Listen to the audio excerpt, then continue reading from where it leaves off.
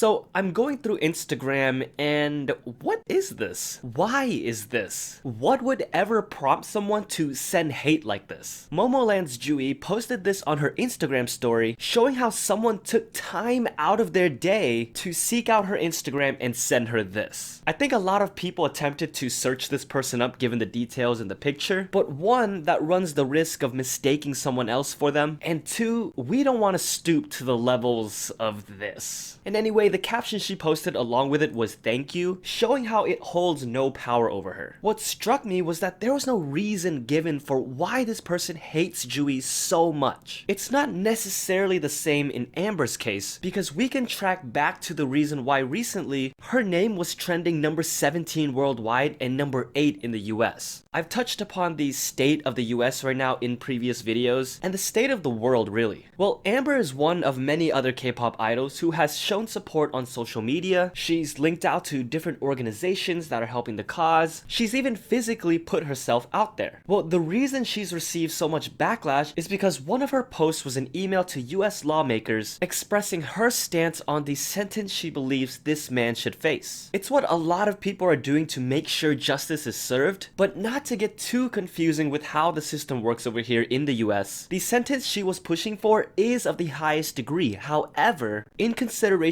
of the evidence that is out there right now, people are trying to push for 1 degree below that as it has a better chance of winning the case. If you push for the higher degree and there's not enough evidence to back it up, it could possibly make it harder to get him charged with what he deserves. On top of that, it might not be legally possible to revisit the case. Another thing was she kind of doubled down on it after the responses to her email posts, which then really poured gas on the fire as it reignited her past controversy on JK News, where she uttered the words "he deserved it," and I made a whole video explaining that situation. She did apologize for what she said on that video, that she made a snap judgment without seeing the whole situation clearly and majorly messed up. But people are now bringing up this video she posted about haters, where some people interpreted and it could come off as her not actually realizing her mistakes and brushed off criticism as just hate. As you can tell, it's super messy, especially with what's going on right now. Even if she's supporting, she's lost credibility in many people's eyes. She's receiving a lot of backlash for all of these things, and it got to a point where she couldn't take it anymore and spoke out. The caption to the message was this, and the message says to stop judging things out of context, that she's not perfect and makes mistakes. She truly meant her apologies and is trying to do better, but now she's done being nice. She doesn't care if you don't believe her. She's doing her part to fix this country and to educate herself. Stop wasting time sending these messages because there are bigger things going on, and come back when you want to have a constructive conversation, ending it with "and I'm not pregnant."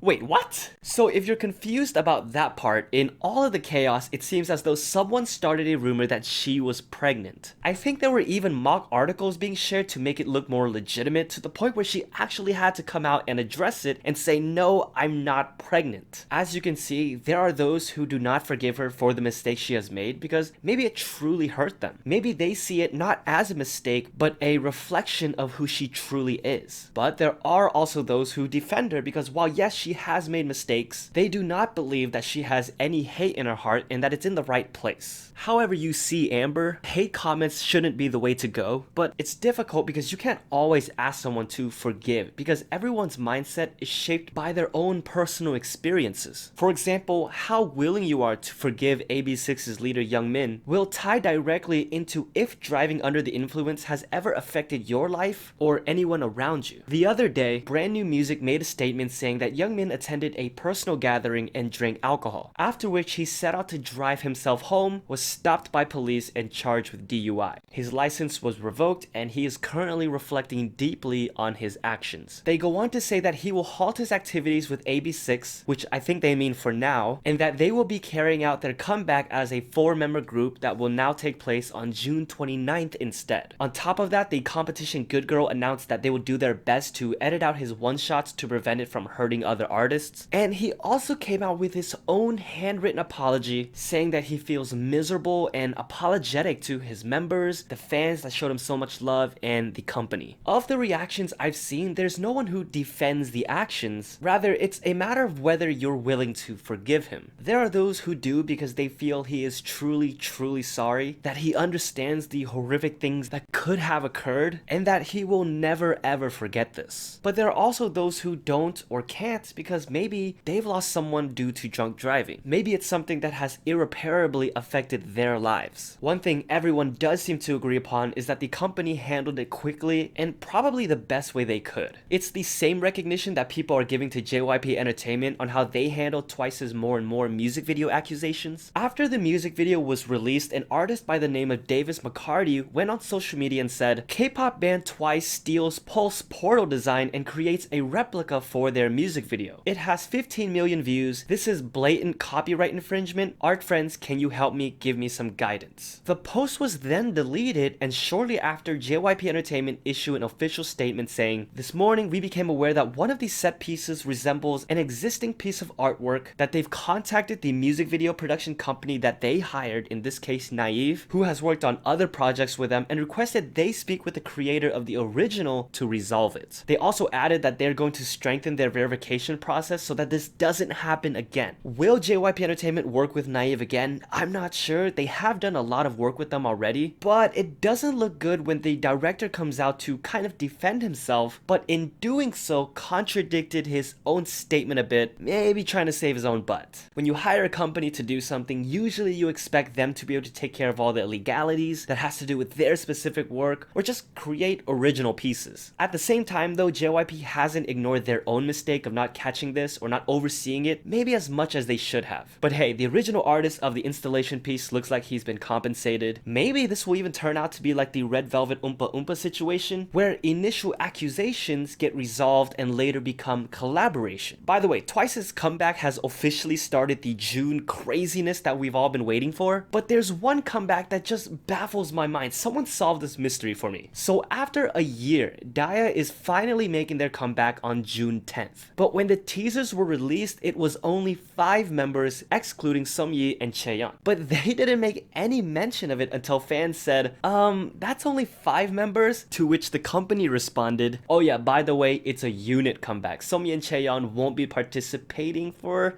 no reason. Now, Seomyi I get. We know she's been going through some personal struggles, and it's probably best for her to put her health as top priority. The part that baffles me is Chaeyeon. Chaeyeon, who was a member of IOI, kind of became the recognizable face for Dia. A lot of fans are surprised that MBK would even move forward without her. I guess the good part is that they have enough trust and confidence in the other members, which Huyeon has had my attention since Produce 101. I've loved her so much since then. The concerning part is, where is Chaeyeon? What's in store for her future, especially with Dia? And what's with this suspicious marketing? Did they really think people wouldn't notice or ask? Aren't they afraid that rumors are gonna start going around that she's pregnant?